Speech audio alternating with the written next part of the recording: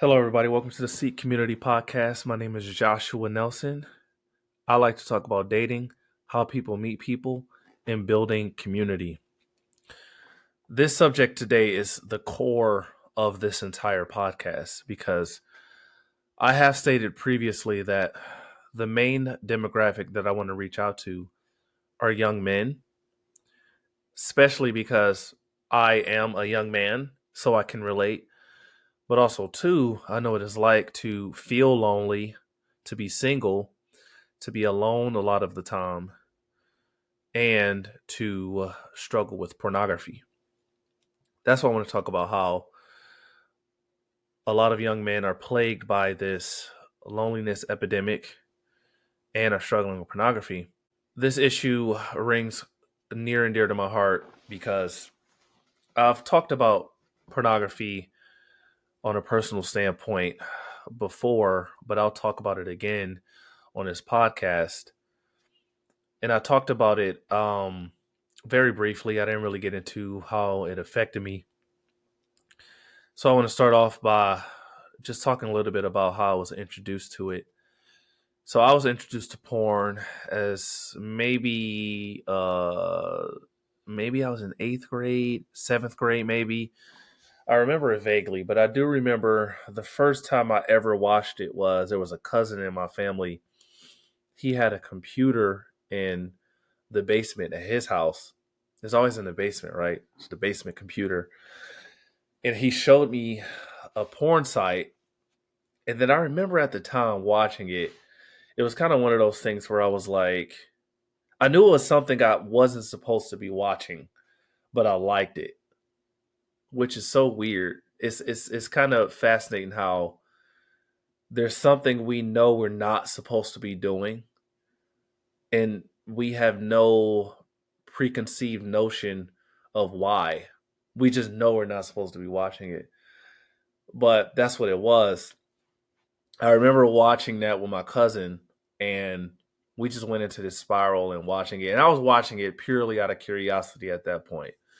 So I was like, all right, um, I didn't even really think much of it at the time. But if I had known then that it would cause a lot of troubles and a lot of mental struggle in my life, then I probably wouldn't have watched it. I wouldn't have exposed myself to it at that time. But it was very novel to be exposed to a naked woman's body on the screen. And at that time, my hormones are changing, and I think you all get it, right? You start watching pornography when you start feeling horny. It's just how it is. I do remember though, too, though, just to recall back even before then. I may have been like in the third, maybe second grade. I remember I was at my parents' house. I was living with I was in my parents' room. I mean, and I was playing with my cousins, and we went into their room, and they had a porno. We turned on the TV, and they had a porno playing on a VHS tape. And I remember at that time we were all disgusted. We were like, "Ew, no, ew." So then we all ran out the room, dashed out, and we told our parents, and they were like, "Yo, what are you guys doing? Stay out of our room." They were mad at us. But at that time, I was disgusted by it. I'm like, "This is..." So that's just what it was. And then, uh, and then over time, more cousins started to expose me to porn. I remember I spent the night at my cousin's house, another cousin's house. And it was like, "Hey, you want to watch this porn?" I'm like, "All right, let's watch it." So he had a whole like stack of CDs of pornos, and then we would watch it. And I just remember feeling embarrassed about it, like that I was watching it, um, uh, because the my cousin's brother came in. He was like, "Y'all was watching that porn," and I immediately was like, "No, I'm not watching this." And he was like, "Dude, you're watching porn." I watch it too, but I was embarrassed about it for some reason. So we do have this sense of what's right and what's wrong. I think God programmed us to be this way, especially when it comes to pornography. Um, There's just something about it where we know it's not something we're supposed to be doing. And that's why it's a lot of shame attached to watching porn. Like you feel shameful and disgusted with yourself for watching it. I felt that way all the time after I watch it. Like you go through this adrenaline, not adrenaline, but you go through this euphoric uh spiral of scrolling from video to video, and then you finally land on the clip that you want, and then you watch it, then you do what you got to do, and then it's like, all right, I'm done. And then you start to regret, like, dang, I wish I hadn't done it. But then you repeatedly go through that. You watch it, regret it. Watch it, regret it. Watch it, regret it. And I think it's because God really wants us to have sex with between the confines of marriage and with a real woman. He wants. I think we're supposed to work for sex too. We're supposed to court a woman and go through that whole process. I don't think sex is something that's supposed to be easily given to us because it gives uh, birth to life, and I think in that it's supposed to be deeper. It's supposed to be deeper than something we look on the screen. So yes, I've watched porn a lot in my days, and I still to this day um, struggle with it. I'm single. I live alone, and I'm you know horny a lot of the times. I can't help it. It's just how I am, and it's how a lot of us are. But just because I have these urges and these feelings doesn't mean I'm supposed to uh, indulge it, right? I mean, First Thessalonians chapter 4, verse 4: control your bodies in a way that's honorable to God. And also, the Bible talks a lot about lust, and if you commit lust in your heart, you've already committed adultery. I know you know that one. But also, too, we have to be disciplined and develop spiritual discipline, and that takes a lot of work. So I do remember too when watching porn, I stopped watching it at a certain point. And maybe in high school, maybe like 10th grade, because I that's when I would go crazy. And then I just stopped watching it for some reason. I just stopped. And I think that was at around the time that I started to get involved in church. I remember in my last podcast, I talk about the regime change, and my godparents took over the ministry, and we started talking about sin. And I would go to these parties, and I'd be getting twerked on and all that stuff. So around that time, I started feeling convicted by the Holy Spirit. So I stopped watching porn. Maybe like 11th grade, 12th grade. I took a huge break from it. Then I picked it back up, and I'll never forget freshman year of college in Florida, Tallahassee. I started watching it again, and then it just literally it was a beast that just grew larger and larger and larger, and just started to consume me over time. So uh, that's just something that I've always dealt with for a while. So, and that's why I want to talk about it in this podcast because, now because of the circumstances of me being single, being alone a lot of the time. I'm not necessarily lonely because lonely is a negative connotation, and you know, um, I have family here where I live. I can always go see them. And plus, I'm very content with being alone a lot of the time. I've got hobbies, I've got passions. I mean, I write scripts, movie scripts on my free time. I read books, go to the library. I used to feel lonely a lot though, but I think now at this point I've pretty much mastered it. And I mean, I'm doing this podcast. I'm always figuring out ways to be busy and to be proactive. I know how to build community and meet people and network, and I'm always trying new things. And I've got a lot of plans and ideas. I have a huge vision for what I want in my life. So that drives me. I do have to start over now since I'm back in Detroit, Michigan. I left Nashville, Tennessee, like 2 months ago. And Nashville was the culmination of my spiritual journey in terms of seeing the importance of community.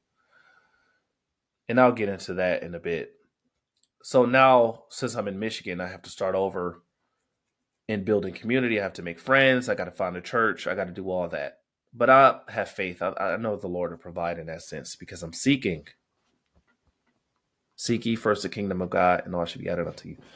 I'm seeking, looking for churches, looking for ways to serve. I did land on a church, Kensington Church. I've been going there. It's in Birmingham. I was going to Highland Park Church, which is a really good church, awesome. But Kensington's a little closer, the Birmingham location. Kensington has several branches. It's a huge franchise. It's non-denominational. It's a great church. I went to a men's gathering 2 weeks ago, which was great. So yeah, I'm looking for ways to get plugged in. So now I'm starting over, and I have to do all that over again. So that's why I want to talk about the loneliness epidemic and men watching porn because that's a huge issue now. And I've read a little bit of articles on this of what's exacerbating loneliness in America. And that's also, I think, exacerbating men watching porn because our society, it isn't conducive to building community and is fostering isolation. And that's due to just from a macro standpoint, uh, uh, this new generation, we're least likely to own homes. We don't own any homes. We can't afford it. We're delaying marriage.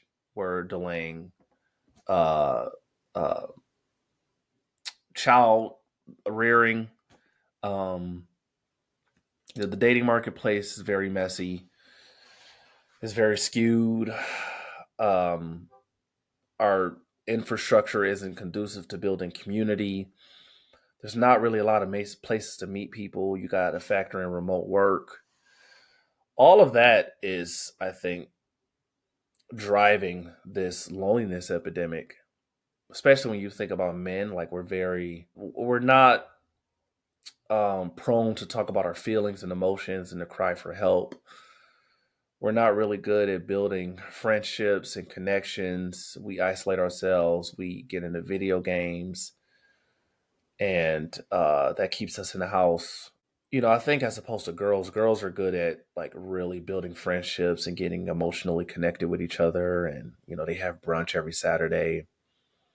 Men are just different. And I know that because obviously I am a man, right? And I fell into that before. I'll fall into, career. And that's another thing about us as men. We, you know, get so deep into our careers to building a career, we look up and we're like, I don't have any friends.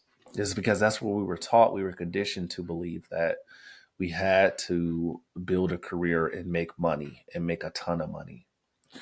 And that takes over our whole life.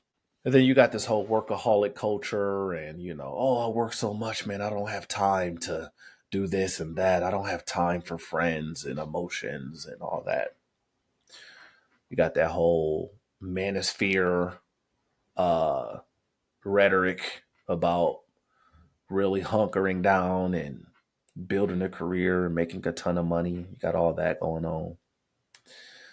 So a lot of men are alone. Um, and it's due to a lot of factors. And I do want to talk a little bit about this book that I read called Alienated America. And it was a fascinating book because it was really getting into it was a very political book. I don't want to get into the political aspect of it, but it was talking about the affected rural areas in America and how the loss of manufacturing jobs had depleted the sense of life in these rural areas. And when you take out those jobs, it really dissolves everything around it. Because let's say you have, this factory And around that factory, you've got diners, you've got bowling alleys, you've got retail shops, mom and pop shops, X, Y, and Z. But when that factory leaves and goes overseas, then everything that was keeping those kind of small businesses afloat are gone. Because that factory, no one's going to work at those factories. They're not going to the diner in between lunch, or they're not going to the bowling alley to their bowling club, because that's what was keeping those small businesses afloat. So you have these rural communities where they don't really have anything. Churches started to die out too, because uh, just it was less of a drive to go to church when you don't have a work place. You don't have meaningful work that men could go to. So this book, Alienated America, was talking a lot about the erosion of civic institutions. The erosion of civic institutions. And it was a very fascinating topic.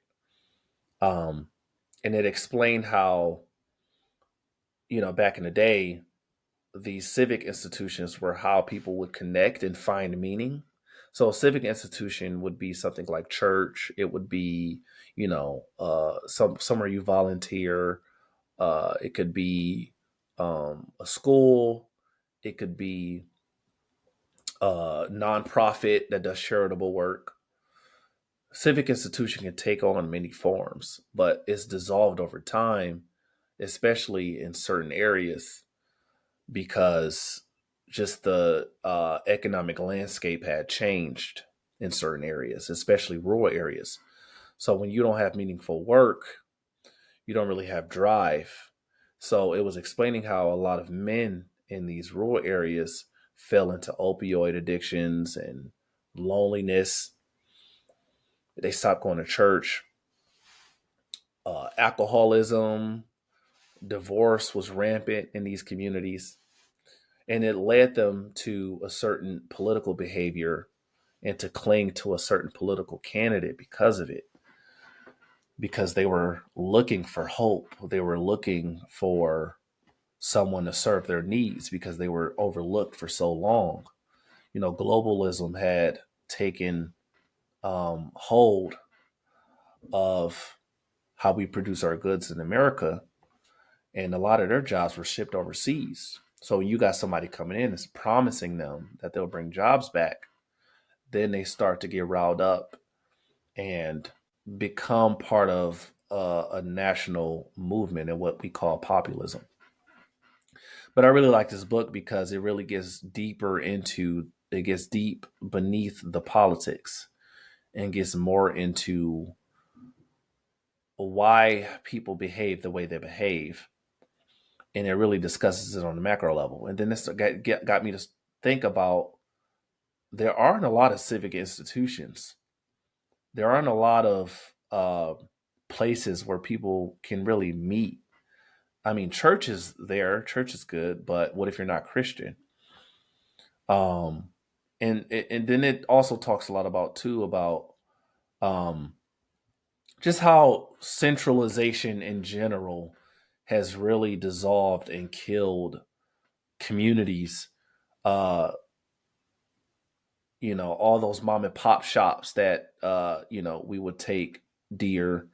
Um, the diners and the kind of the little small gift shops, and um, uh, all that was bought out by more bigger corporate entities. You got McDonald's. You don't need, Suzanne's Burger Shake Shack anymore. Burger Shack. You don't need that anymore because they got, replaced by McDonald's. So efficiency and capitalism and centralization in the private sector has dissolved a lot of those small businesses that will give a lot of people a lot of ways to get to know each other and to have a sense of meaningful work and to support other uh, people in their community who own the small business. But when you're just going to McDonald's, you're just like, oh, it's McDonald's. These are everywhere. So it was just a fascinating book that talked a lot about all the ways that people would connect is going away. a lot of the ways that people would connect. And then in terms of centralization too, it talked a lot about how the government has gotten so big that it's take on so many forms and so many roles. So the church back in the day was very proactive in charitable work and volunteering and um, really giving money to a lot of nonprofits. But because the government grew so big, the government took on that role. So it disincentivized the church to take on that role and really giving and serving in that capacity. So churches um, have decreased in a sense of their influence because they stopped getting as involved as they used to be. Then you got to factor in people just stop going to church in general. I mean, there's stats to show that church attendance has declined.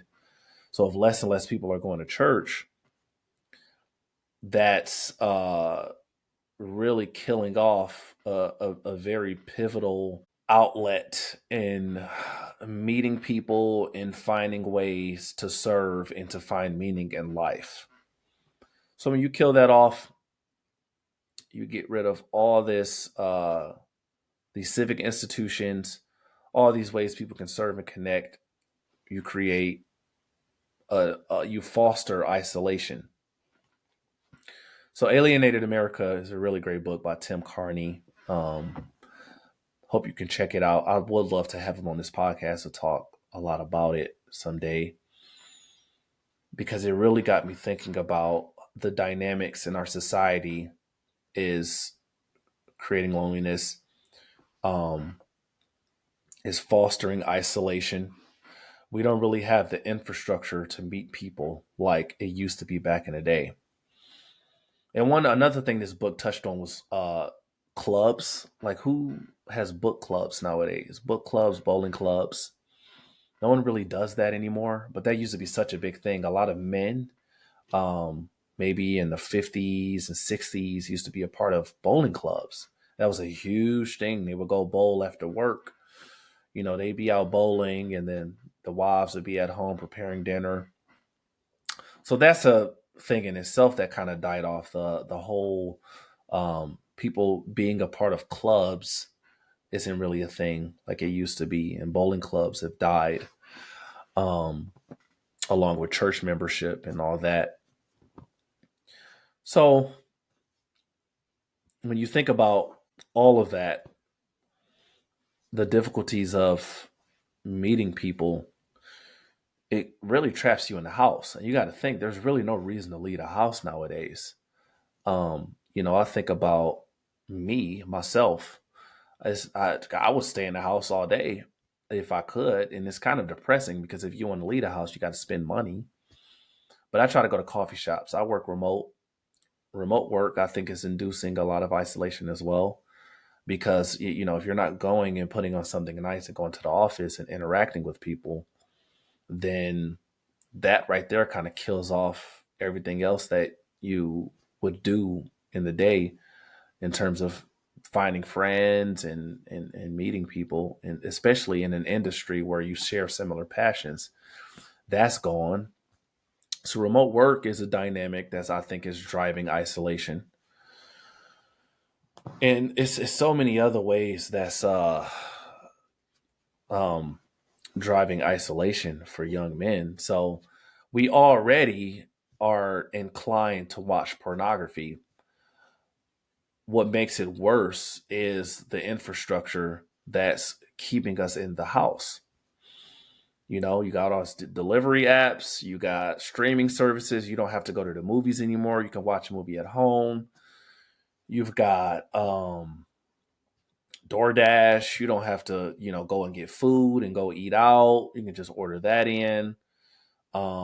Dating apps, it's not really not a drive for you to go out and talk to women. You can just left, right on your phone all day. It's just so many ways that to keep you in the house. There's no reason to leave the house anymore. And I just think that that's bad for our society. It's bad for um this pornographic culture that we're living in, because if porn is so accessible, and if it's free and it's easy to watch nowadays, it's going to be hard to come out of that when there's no reason to leave the house. Um, there's a stat that I saw: 83% of men have reported watching porn by Bed Bible. You can look it up. Um, that was one source that I read, but it was another source, Covenant Eyes, in terms of Christians. Over, I think it was like 69% of men, over 60% of men have Christian men reported watching porn. Women was maybe in the 40s somewhere, which made sense. Men watch porn. 1 in 5 mobile searches on the phone is for porn. Pornography is $1 billion industry. It's generating so much money. You got OnlyFans now. You got a lot of women taking on the form of a girlfriend for you through a screen. So you can get your needs satisfied on a screen and in your home. You don't have much of a drive to leave the house anymore. This is a critical issue that I think most people need to solve and tackle. You need to run towards it with a spear or a sword and just we gotta fight this, because I don't see how to get any better, because technology is only going to improve. Artificial intelligence is improving, and men, we're very visual. We don't really need to get our needs met through a woman physically anymore. We can just watch porn, and then porn is going to get more sophisticated. And, what if you have artificial intelligence and robots or whatever that's going to satisfy our needs? I know I'm kind of getting into the weeds into this, but a little bit, but that's just what I think about, right? Technology is only going to improve. It's going to incentivize for us to stay in the house, disincentivize for us to leave the house. It's going to drive this loneliness epidemic even further and porn consumption even harder. And we got to fix it. I would say that the best thing to do is to be proactive in meeting people, and you kind of have to work your way around it. Um, and I know that's kind of that sounds very, it's a simple thing to say, but obviously it's a lot harder than what it is. Because you can go to the gym, but people go to the gym, and the gym is very you go in and you get out. You just want to go in, get your workout in, and get out. Especially if you're trying to talk to girls. I mean, they're already sweaty and they get hit on a lot in general, and a lot of them are good looking. If you're in the gym, you're pretty healthy, you're fit, you're good looking. So a lot of men are going to hit on you. So it's kind of tricky trying to talk to girls in the gym. Guys socialize in the gym a lot, but then again, for the most part, the gym is it's hit or miss in terms of trying to meet people. Um, like again, people come in and out. Coffee shops are cool because you can strike conversations with people at the coffee shop. Maybe you see somebody reading, but then again, coffee shops is something that people come in to use, and then they maybe on a date, may come to get food or whatever, or to kind of get their stuff done. It's really not a lot of places though to that's functional in terms of meeting new people, right? If you join a bowling club back in the day, you're going to meet Bob, and Bob is into bowling as much as you are, so you do that. Um, so it's just a fascinating time now, and we just got to stay strong. And I'll talk a little bit about how I realized the importance of community recently. Again, I'm struggling with pornography and loneliness at this time. I haven't really found my calling yet, um, in terms of what I'm doing now in talking about sexual purity and building a community. I haven't really found that calling yet. So at the time in Nashville, when I first moved there, it was really tough for that first year. I didn't really know anyone, and I didn't know how to start, um, because it was a new city. Obviously, yes. In Tallahassee, it was like find a church. Nashville, yes, find a church. I knew that. Tried several churches. Landed on one. It ended up becoming a mess because there was some leadership issues. And then I remember having a conversation with someone who gave me some practical wisdom. He told me, building community, it takes work, just like anything else. You want to build community, you got to put the work in. And that was a fascinating thing that I started to cling on to because I never thought of it that way. I always thought that community and friendships and meeting people was almost something that would just work out. And when I went to Tallahassee, I found a church, met people, and then it happened so easily because I was in college. See, college has a lot of resources to meet people in the same life stage as you. So it's easy to cling on to people and to build relationships. It's different when you out of college. In Nashville, I was out of college. I'm in my late 20s and I'm working remote and I'm single. So you're really I'm starting all over in that sense. It was different in Tallahassee. So that's what I mean by I didn't really know how to start because it was a totally new dynamic. I was a different Josh at that point. Um, so you're not in college. In college, it's like a whole different world where everyone's your age, and figuring out life and all that stuff is kind of easier to make friends. And then you got crew, all these campus ministries like Campus Crusades for Christ and InterVarsity. So I ended up landing in Nashville. I ended up going to Nashville because I got a job in New York City, and then New York City was plagued by COVID. They closed the office, and then wanted to try a new city. Ended up going to Nashville. Nashville turned out very well for me because it was the first time I was able to see the beauty of community, and this was something that I needed at a time where, again, I was struggling with loneliness and pornography, and then I was single. So ended up trying several churches, and this one church I landed on. It was like 40 minutes out. It was in Franklin. I'm in Nashville, and I just couldn't do that drive anymore. So then I was like, all right, let me try to stay local. Ended up going to a Christmas party. Met a really cool guy there, and then he invited me to a Super Bowl party. And then at that Super Bowl party, my life literally changed.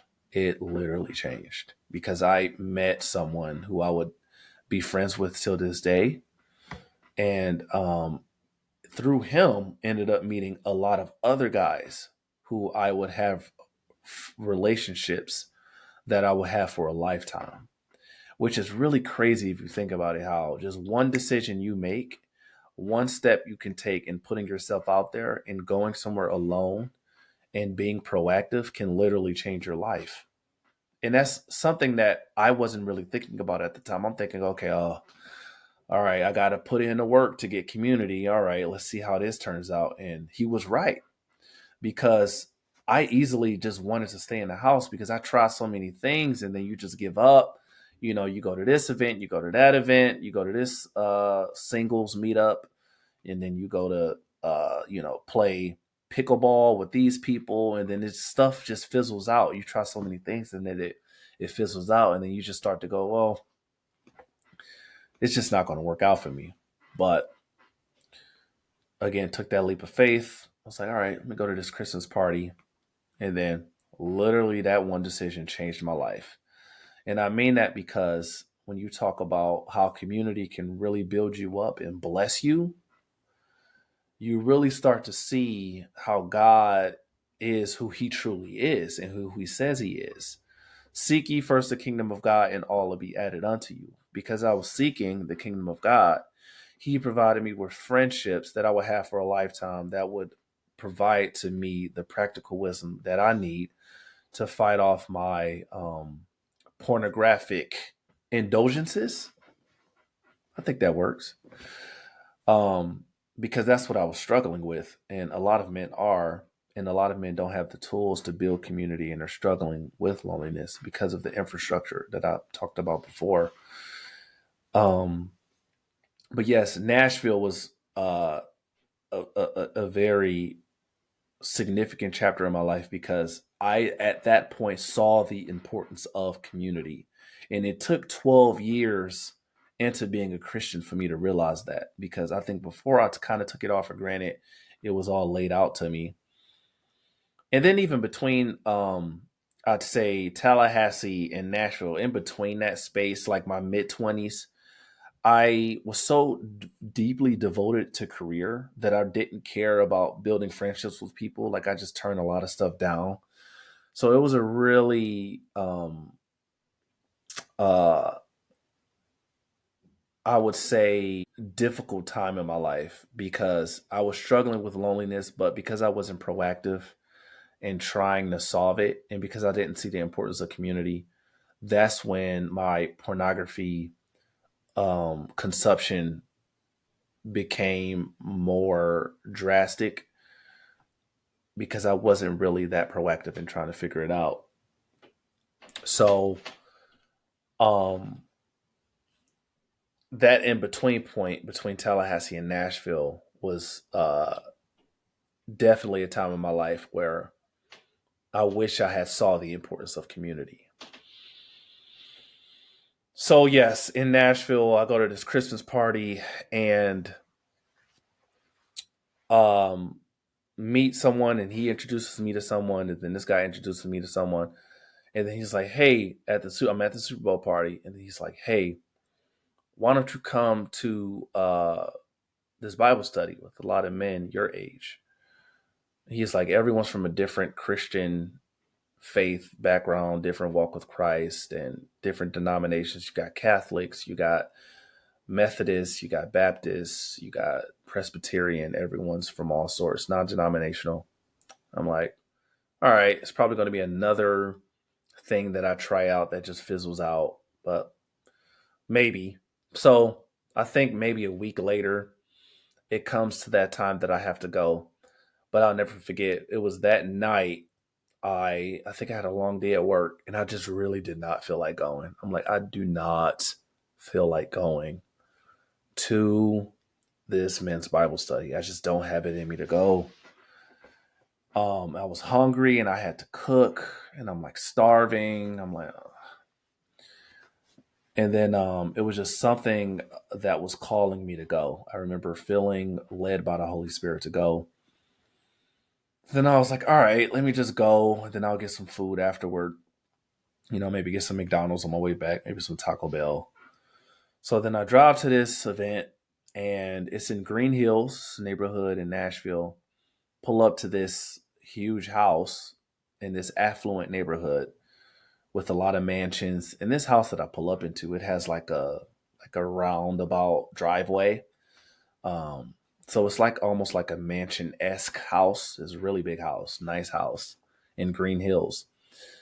Pull up in, ton of cars in there. So I'm like, oh wow, it's a lot of guys at this event, a lot of guys at this Bible study. It had to have been like a good 15 cars in this parking lot, this huge roundabout parking lot. So then I go in, and then again, I'm alone, and I got that feeling like, man, I'm walking in by myself, but the Lord is with me. And whatever happens, happens. And I've been doing this so much. I go to these events, I'm by myself. Whatever happens, happens. I don't have anyone to sort of uh, speak to my reputation or to prop me up and make me more interesting to people and make people want to be friends with me. I just was like, this is just it. It's just me and God. And I'm walking in this, and I'm going to walk in, and the Lord is going to handle the rest. So I walk into this event, and I just remember walking to this house and then walk through the living room. And then I just saw a ton of men in the kitchen, and they were like almost like they were talking with each other. But I remember when I walked in, everyone was looking at me. You know how you walk into a classroom and you're like the new kid, and then everyone's looking at you, and it's kind of awkward. And you're like, you open the door, and you're like, you're carrying your books, and then people are like kind of whispering, like, "Oh, that's a new guy." Da, da, da. But it wasn't like that. Like, they weren't whispering. But I just remember walking in, and they were like, the guy Keith Phillips. It was his house. He went up to me and was like, "Oh, I heard a lot about you, man." Gave me a big hug, and I'm just like, it was that moment the Lord was speaking to me, because that hug was the Lord delivering on his promise that he will take care of me and provide me community. And it just made me think again, seek ye first the kingdom of God and all will be added unto you. Because these people that I will meet will change my life forever. And I'll have relationships that I will keep for a lifetime. So he gives me this warm embrace and he hugs me. And then he's like, hey, man, I'm Keith. And this is my house. This is what we do every Thursday. We have guys over. And, we talk about the Lord and we lift weights. And we've also got food here. So that's another blessing that the Lord provided because, again, I was hungry. I wanted to eat at that night and I didn't want to go because I was hungry and I was talking myself out of going because of that. But they ended up having food and they were like, hey, we'll feed you too. And I was like, wow. So that's just how the Lord works. The Lord provides if you're truly seeking. So these group of men were awesome. I mean, they're all rich with wisdom. They all come from different walks of life. They're confessing about their issues with pornography. It was just awesome. So at that experience in Nashville is when I realized community is important and we've got to put the work in to build community. And it's not easy. And it really takes you really just putting yourself out there and introducing yourself to people you don't know, trying out everything, starting something, developing a passion, studying the Word of God so you can be seasoned with salt and so that you can have meaningful conversations with people. Because if you're putting the work in yourself, people will notice that. They'll see it and they'll want to help you and they'll want to walk with you. But if you're really not putting in the work, such as finding a craft or a talent or a career, studying the word, or just really trying to serve and pour into people, if you're not doing any of those things, then no one's going to reciprocate and they won't want to build you up. So you got to be putting the work in first in other aspects of your life. You got to be building all that up.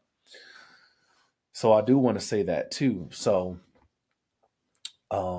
if you're listening to this and if you are a Christian, if you're not a Christian, you're struggling with isolation and loneliness, I just really want to encourage you to, just put yourself out there and to be a self starter and take initiative because you never know what can happen. And this world that we live in, this society is not conducive to building community.